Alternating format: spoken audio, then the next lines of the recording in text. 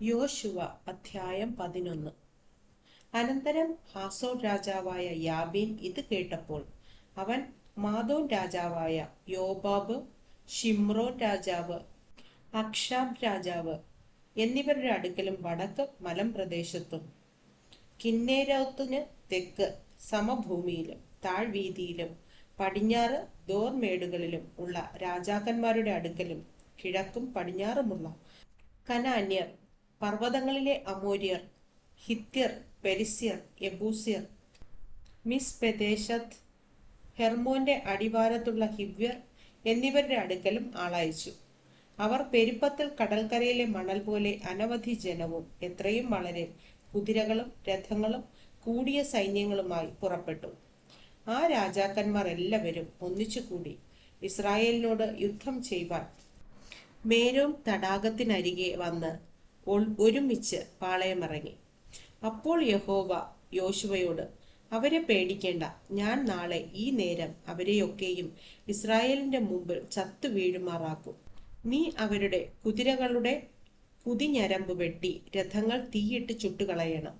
അങ്ങനെ യോശുവയും പടജനമൊക്കെയും മേരോം തടാകത്തിനരികെ പെട്ടെന്ന് അവരുടെ നേരെ വന്ന് അവരെ ആക്രമിച്ചു. യഹോവ അവരെ ഇസ്രായേലിന്റെ കയ്യിൽ ഏൽപ്പിച്ചു. അവർ അവരെ തോൽപ്പിച്ചു. മഹാനഗരമായ സീദോൻ വരെയും മിസ്രഫോത്ത് മയീം വരെയും കിഴക്കോട്ട് മിസ്പെ താഴ്വീതി വരെയും അവരെ ഓടിച്ചു. ആരും ശേഷിക്കാതെ വണ്ണം സംഹരിച്ചു കളഞ്ഞു. യഹോവ തന്നോട് കൽപ്പിച്ചതുപോലെ യോശുവ അവരോട് ചെയ്തു. അവരുടെ കുതിരകളുടെ കുതിഞരമ്പ് വെട്ടി രഥങ്ങൾ തീയിട്ട് ചുട്ടുകളഞ്ഞു.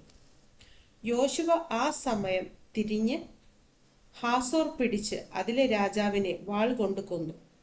ഹാസോർ മുമ്പേ ആ രാജ്യങ്ങൾക്കൊക്കെയും മൂലസ്ഥാനമായിരുന്നു. അവർ അതിലെ സകല മനുഷ്യരെയും വാളിന്റെ വായ്ത്തലയാൽ വെട്ടി നിർമൂലമാക്കി. ആരും ജീവനോടെ ശേഷിച്ചില്ല. അവൻ ഹാസോരിനെ തീ കൊടുത്ത് ചുട്ടുകളഞ്ഞു. ആ രാജാക്കന്മാരുടെ എല്ലാ പട്ടണങ്ങളെയും അവയിലെ രാജാക്കന്മാരെയൊക്കെയും യോശുവ പിടിച്ച് വാളിന്റെ വായ്ത്തലയാൽ വെട്ടി നിർമൂലമാക്കി കളഞ്ഞു, യഹോവയുടെ ദാസനായ മോശ കൽപ്പിച്ചതുപോലെ തന്നെ. എന്നാൽ കുന്നുകളിലെ പട്ടണങ്ങൾ ഒന്നും ഇസ്രായേൽ ചുട്ടുകളഞ്ഞില്ല. ഹാസോർ മാത്രമേ യോശുവ ചുട്ടുകളഞ്ഞുള്ളൂ. ഈ പട്ടണങ്ങളിലെ കൊള്ളയൊക്കെയും കന്നുകാലികളെയും ഇസ്രായേൽ മക്കൾ തങ്ങൾക്ക് തന്നെ എടുത്തു. എങ്കിലും മനുഷ്യരെയൊക്കെയും അവർ വാളിന്റെ വായ്ത്തലയാൽ സംഹരിച്ചു.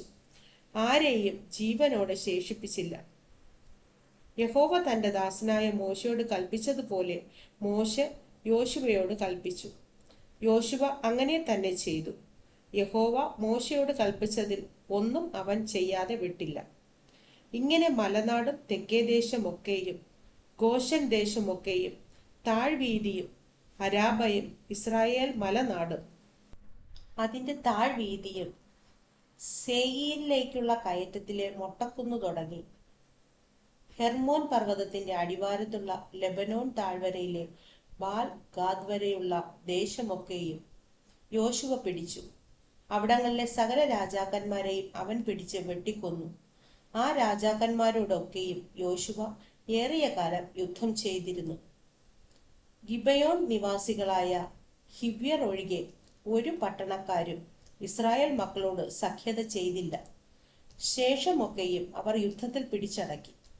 യഹോവ മോശയോട് കൽപ്പിച്ചതുപോലെ അവരെ നിർമൂലമാക്കുകയും കരുണ കൂടാതെ നശിപ്പിക്കുകയും ചെയ്യുവാൻ തക്കവണ്ണം അവർ നെഞ്ചുറപ്പിച്ച് ഇസ്രായേലിനോട് യുദ്ധത്തിന് പുറപ്പെടേണ്ടതിന് യഹോവ സംഗതി വരുത്തിയിരുന്നു. അക്കാലത്ത് യോശുവ ചെന്ന് മലനാടായ ഹെബ്രോൻ, ദെബീർ, അനാബ്, യഹൂദ മലനാട്, ഇസ്രായേല്യ മലനാട് എന്നീ ഇടങ്ങളിൽ നിന്നൊക്കെയും അനാക്യരെ സംഹരിച്ചു. അവരുടെ പട്ടണങ്ങളോടുകൂടെ യോശുവ അവരെ നിർമൂലമാക്കി. ഗസ്സായിലും ഗത്തിലും അസ്തോത്തിലും മാത്രമല്ലാതെ ഇസ്രായേൽ മക്കളുടെ ദേശത്തെങ്ങും ഒരു അനാക്യരും ശേഷിച്ചിരുന്നില്ല. യഹോവ മോശയോട് കൽപ്പിച്ചതുപോലെയൊക്കെയും യോശുവ ദേശം മുഴുവനും പിടിച്ചു. യോശുവ അതിനെ ഇസ്രായേലിന് ഗോത്രവിഭാഗ പ്രകാരം ഭാഗിച്ചു കൊടുത്തു. ഇങ്ങനെ യുദ്ധം തീർന്ന് ദേശത്തിന് സ്വസ്ഥത വന്നു.